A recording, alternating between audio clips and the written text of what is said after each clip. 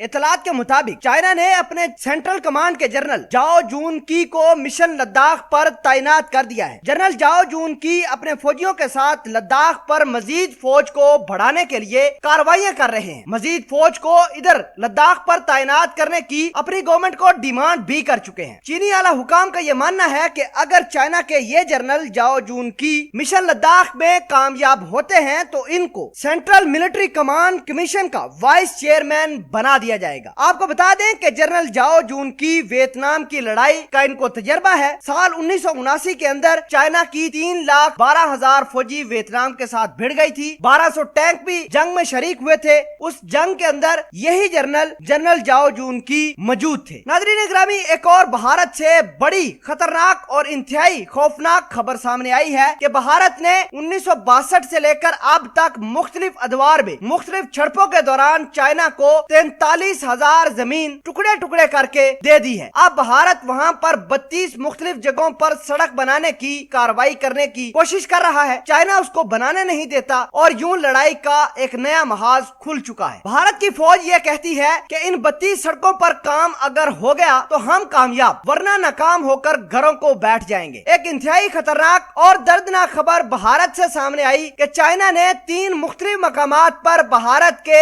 Air bases को निशाना बनाया है। चाइना ने 3 मुख्तलिफ जगहों पर अपने फाइटर जेटों की तादाद में इजाफा किया है। 3 मुख्तलिफ किस्म के स्क्वाड्रन जो बॉम्बर तैयारों से लेस हैं, उनका रुख भी चाइना के मुख्तलिफ एयर बेसिस की तरफ कर दिया है। चाइना ने लद्दाख के अंदर 2 मिलिट्री एयर बेसिस बनाए, जिसका नाम होतांग है और दूसरे का नाम नागजरी है। इन मिलिट्री बेसिस के ऊपर चाइना ने हजारों की तादाद में फौजी तैनात किए हैं और ढेरों स्क्वाड्रन J-11 और J-16S तैयारों के तैनात करके भारत को परेशान किया है। चाइना ने अरुणाचल प्रदेश के मुख्तलिफ एयर बेसिस को एक्टिव करके भारत की फौज के लिए एक नया पंगा खड़ा कर दिया है। भारत के वजीर दफा राजनाथ सिंह रशिया पहुंच चुके हैं। वहां उन्होंने 33 सुखोई फाइटर जेट, इसके अलावा T-90 टैंक्स की डिमांड की है और साथ ये कहा है कि चाइना के साथ हमारी लड़ाई जारी है, इस वजह से रशिया हमें S-400 मिसाइल सिस्टम जल्द अज जल्द डिलीवर करे। और साथ ये भी डिमांड की रशिया से कि वो इन जहाजों के पुर्जे, जहाजों की खेप और टैंकों की खेप को समुद्री रास्ते की बजाय फजाई रास्ते के जरिए भारत के अंदर पहुंचा दे। आपको बता दें कि भारत अगर ये खेप हासिल फौरी तौर पर नहीं करता तो चाइना मुख्तलिफ तरीकों से भारत को